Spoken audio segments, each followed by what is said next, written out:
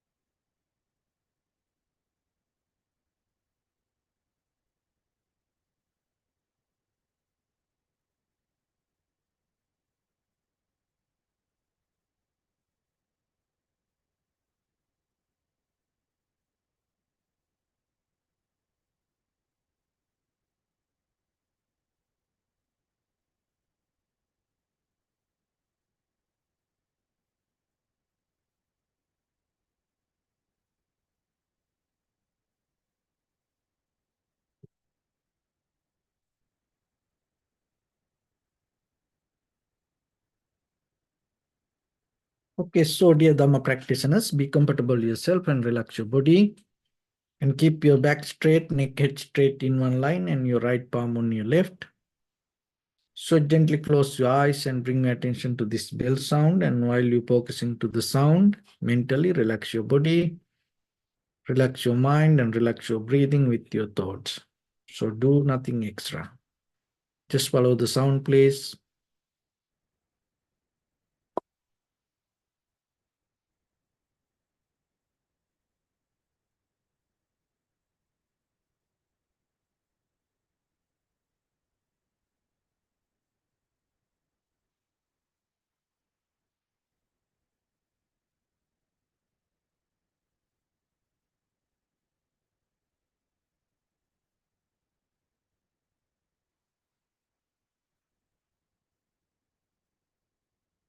Namo tassa bhagavato arahato samma sambuddhassa. Namo tassa bhagavato arahato samma sambuddhassa. Namo tassa bhagavato arahato samma sambuddhassa. Homage to the Blessed One, the Exalted One, the fully enlightened One. So, dear Dhamma practitioners, before we start our practice session, as usual, we'll take few minutes to understand how this practice can help us to develop our awareness. Because developing awareness is the very key point we have to focus. Once you have the awareness, from that point, your wisdom can grow on the top of that. So, developing awareness is one of the fundamental quality that only human beings can do. But at the same time, you have to remember, it is not happened just overnight, or it's not going to happen just because you do one day meditation. And awareness itself is not a kind of like a silver bullet. It also depending on some other things. Because fundamentally, this everything, our experience, reality, awareness, understanding, this all depending on something. It is not single, independent, isolated event.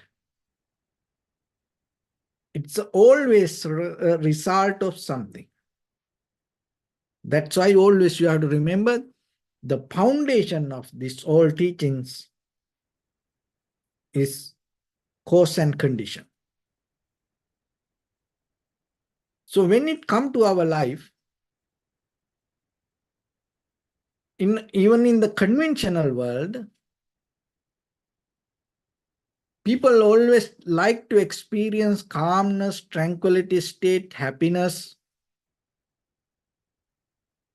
that kind of things. But at the same time, people have deeper struggle to stay away from anger, hatred, jealousy, frustration, delusion, this kind of things.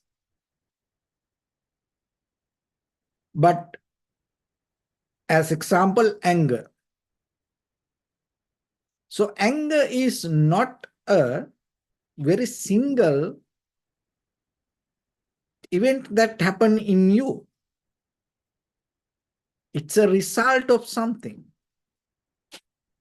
But most of time people try to focus to anger and try to throw it away or detach it or withdraw it or resist it, thinking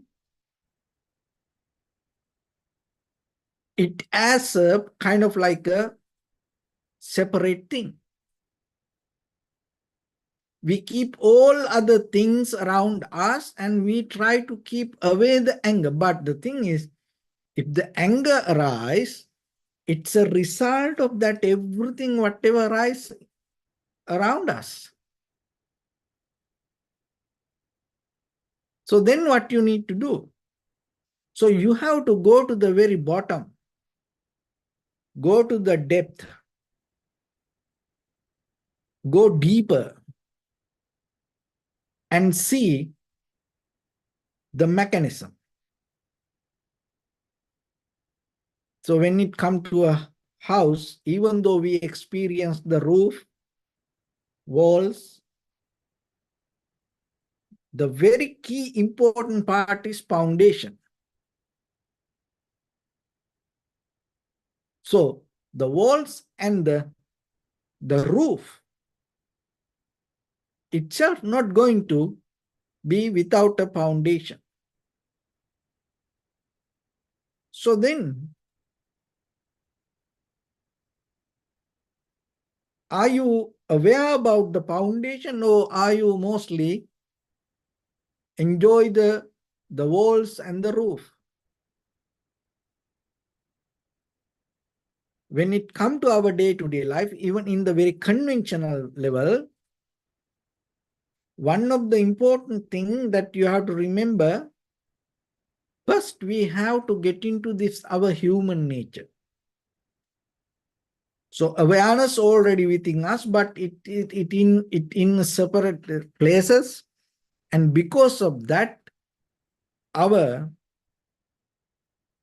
the maximum ability as human beings, we can't perform. So in the ancient time, people used to think there are things disturb us. So then it is better destroy it or we stay away from it. Two different ways. Still, there are some people still practice that. When something disturbs you, you think if you destroy it, it's going to be okay. You're going to be okay. Or maybe you stay away. But when it comes to deeper this mental mechanism, it is not like that. So how this things happens? So basically, as human beings, we have these 6 faculties: eye, ear, nose, tongue, body, and mind. So we always go towards the eye object, ear object, nose object, tongue object, body object, mind object. So it's around us.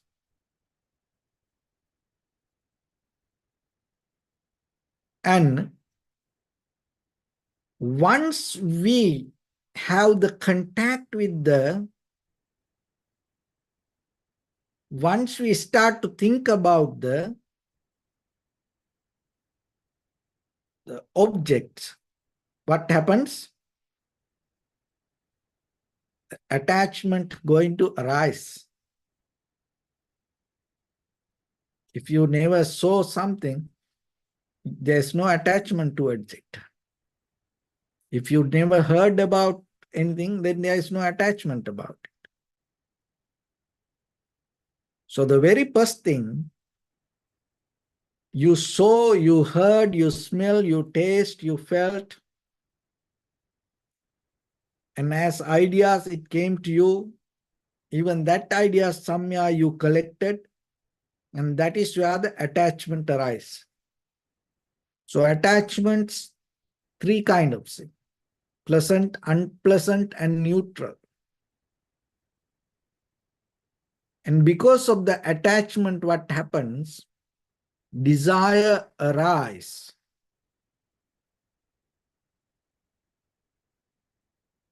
So the arising means here, it related to the attachment.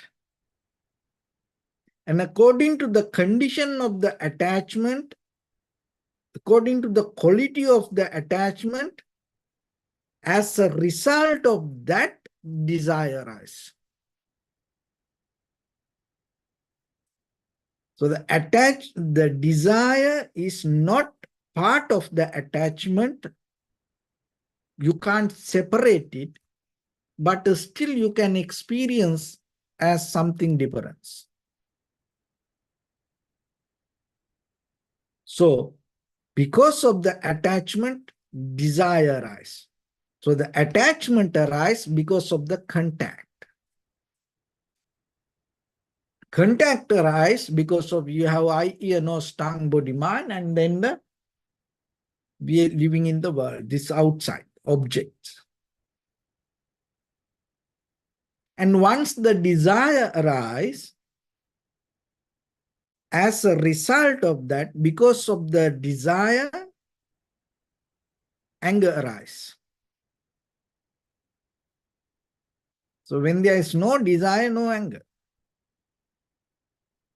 But most of the time people, they keep the desire and try to fight with the anger, believing it is something separate. No, it is a result of something. And the anger, what the anger does, when the anger arises,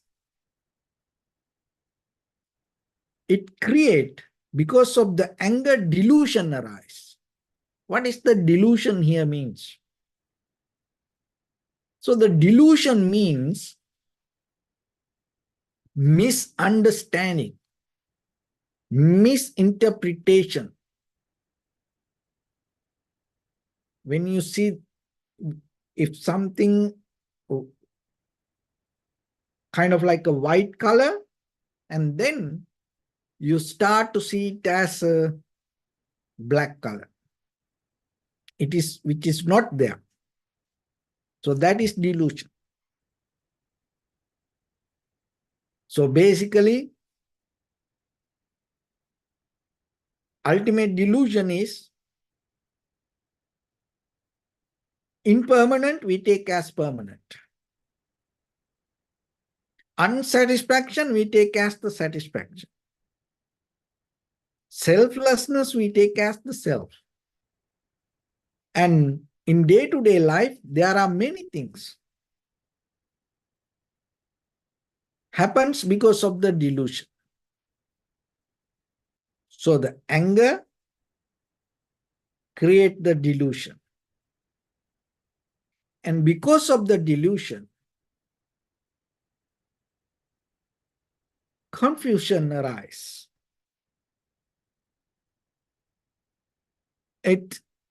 It kind of like confusion here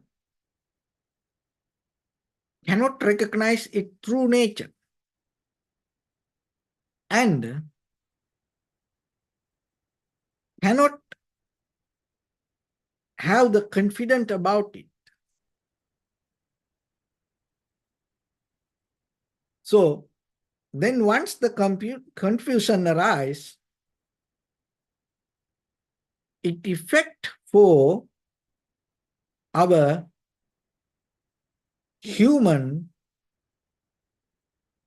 memory.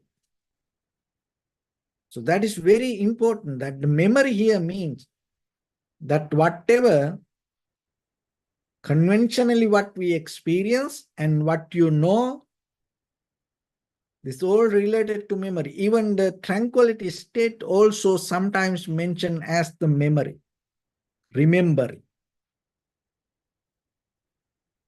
So somehow that in the conventional world, memory is one of important part. And at the same time, when you attain to enlightenment, what happens? You start to remember everything. Everything means it's kind of like when a situation happens, if there is an incident, according to that incident, you start to see all the cause and effect.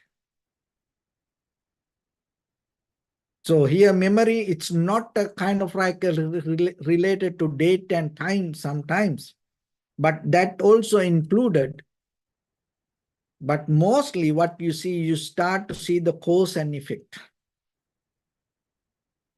So once the memory destroy, it deeply affect for your intellect.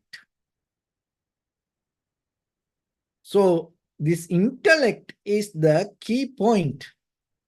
As human beings, we need to develop in the conventional world. Because as a result of the intellect, the wisdom arises.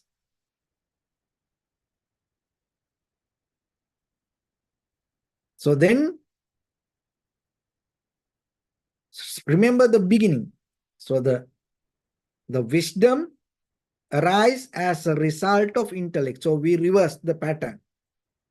Intellect arise as a result of memory.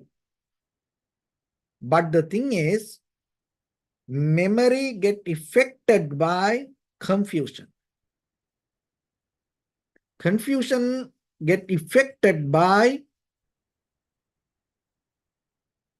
delusion. Delusion get affected by anger. Anger get affected by attachment. Attachment get affected by contact. So we have the eye, ear, nose, tongue, body, mind, and always we are around objects. And then when the contact happen,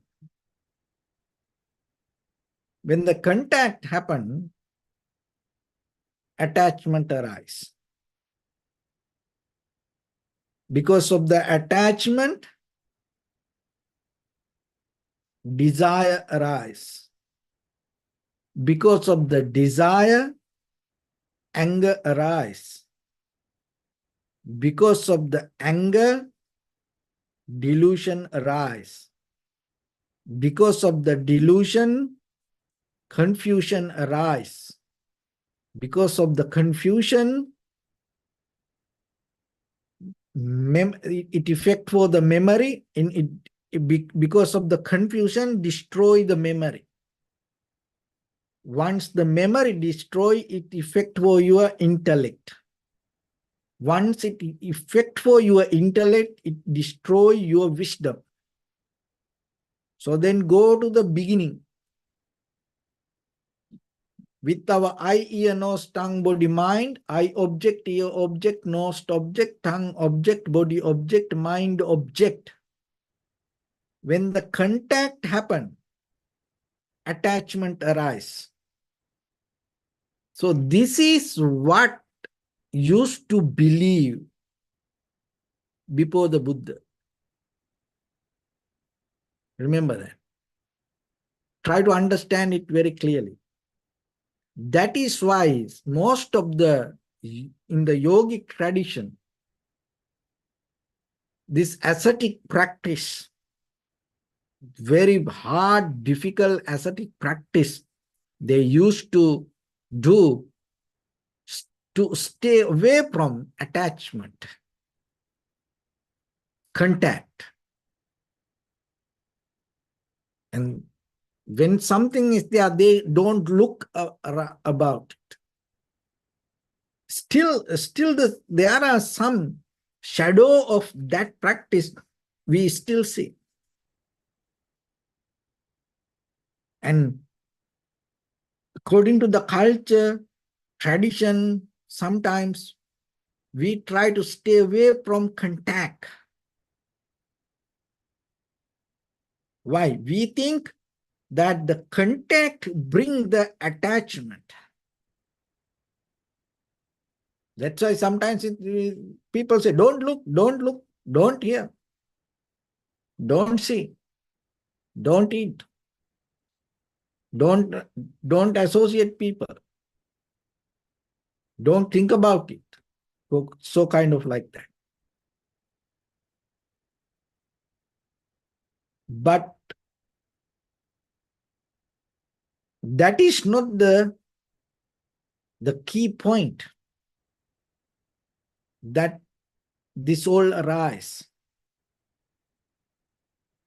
Remember, when you see something as because of that contact, attachment not going to arise. Try to understand it very clearly. Because of you saw something, heard something, smelled something, feel something, touch something, eat something, even you think about something, the attachment not going to arise. So how the attachment arise? So the attachment or the contact arise when you start to repeat the thinking. That is the key point. What you saw is not going to bring attachment. Once you see it, what happens? You start to keep thinking. Once you heard, just hearing not going to bring attachment. What you heard, you start to keep thinking. So once you start to think, that is where the attachment happens. So then nothing wrong with your eye, ear, nose, tongue, body, mind, faculties, nothing wrong with the world. Then what is wrong? Our inner behavior. So we don't have the power to guide our mind. Because of that, we try to destroy the world. That is bad, this is bad. So kind of like that, this is not good, and because of that, you have to destroy it. Or maybe you stay away from things. You resist the world, you resist this objective world to protect this subjective mind. But ultimately, if you look very carefully, you are a very weak person. That's why you struggle with the world, because your mind is very weak. You know yourself, in case if you see something, you're going to think about it. Then what you do, you may destroy it. And then you feel so comfortable. Why? Because anymore you can't see it. But that way you can't get the liberation. You create some kind of deep that karma, mental behavior, because your intention you had the desire to go against something. It's going to take you to somewhere else. And when something come to your ear, when you keep hearing, You may turn off, shut down. Then you think, oh, that's good. Why? Because you think that when you keep hearing, that going on. No, no. What you heard, you start to keep thinking, thinking, thinking. So then remember very carefully, because of content, that what you see, hear, smell, and feel, because of the contact, it's that it's not going to happen, the attachment not going to happen. The very key point of the attachment, you start to keep thinking, thinking, thinking, repeat the thoughts. So repetition of thoughts is a conscious decision. Remember that. So when you practice meditation, when you're in the present moment, means you have the well-developed mind not to repeat unconsciously. So you are responsible to your mind, and then if you keep thinking something, you start to develop certain kind of mental defilement. But if you don't think about it, so then by the time it becomes powerless. So then try. So whatever happens, whatever you see, hear, smell, taste, feel, try to not to repeat about it, not to think about it again and again and again. Sometimes it itself not going to help. That is where you need the wisdom. Because once you have the wisdom, it will help you to not to repeat about it. So what is the wisdom here you should have? Through the practice, you start to experience deeper level of the change within your body, mind. And once you know the mechanism of change, and once you know this, everything change moment by moment, anymore your mind not going to clinging to things or grasping or holding, and it not going to keep repeating again and again and again. So that's why through meditation, we try to develop our understanding and we develop our clarity to see the change. So once fundamentally you recognize the change, that everything start to become free, release. So with that, let's get into practice a little bit now. So your right palm on your left and neck head straight in one line, and be comfortable with your posture. So bring your attention to your body and scan head to toes yourself and say Supatveva, or may I be well and happy 3 times.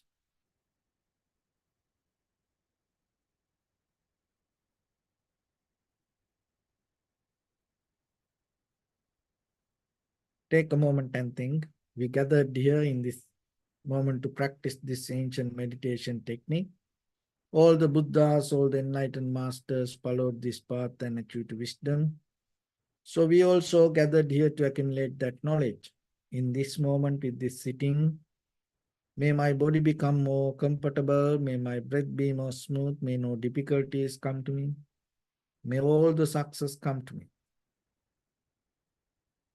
Also think for a moment, this is the last moment we're spending in this very lifetime, and detach your mind from all your past memories and as well as any kind of future thoughts. Just try to remain in the present moment, observing the sensation of your inhalation and exhalation.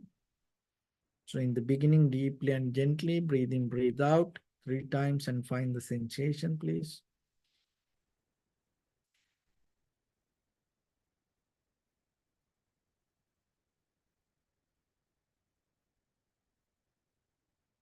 And allow your inhalations, exhalations happen as it is. So when it happens, just experience the change. Do nothing extra.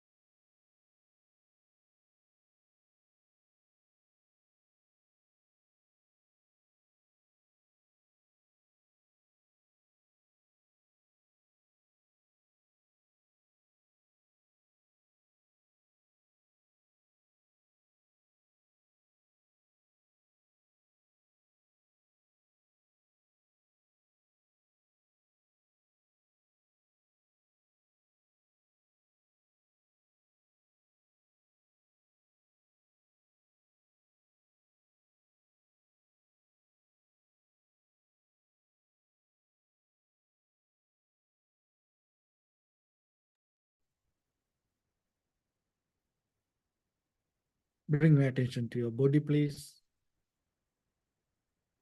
Observe your posture.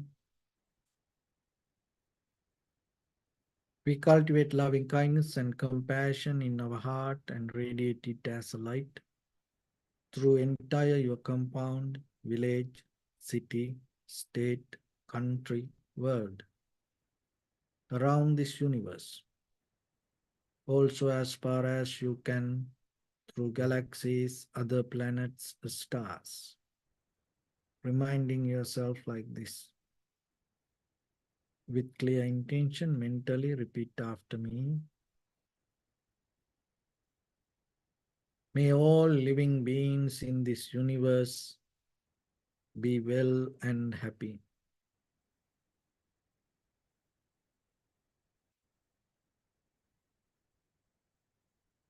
May everyone be happy and safe.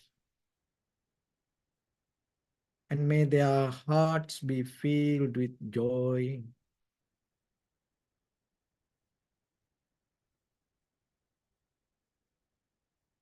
May all living beings live in security and in peace.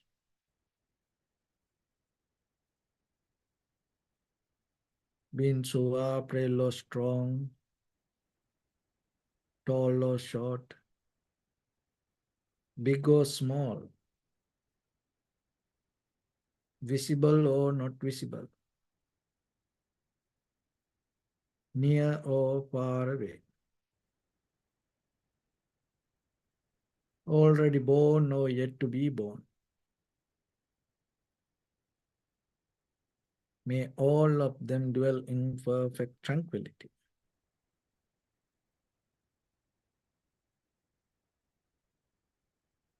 Let no one do harm to anyone. Let no one put the life of anyone in danger.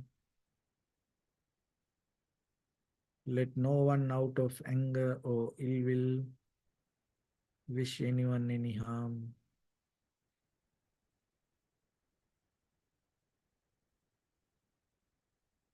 Expand the loving kindness and compassion beginning from your heart. Forward. Visualize yourself and send it as a light.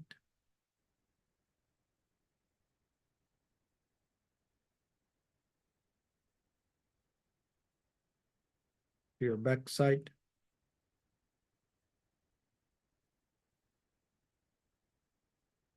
To your left side.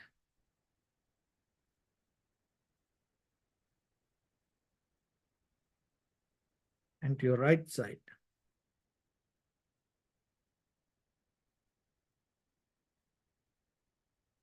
Downward.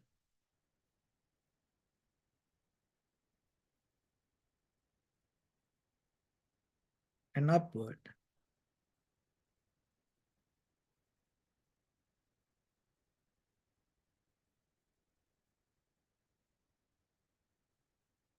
To all six directions at once. Like the moon, the sun, spread the light, spread the energy, without any condition, without any limitation, without any resistance or without any judgment. Let your heart to shine with the loving kindness and compassion from the bottom of it, with the maximum effort to the highest, wishing yourself, may all living beings in this universe be well and happy.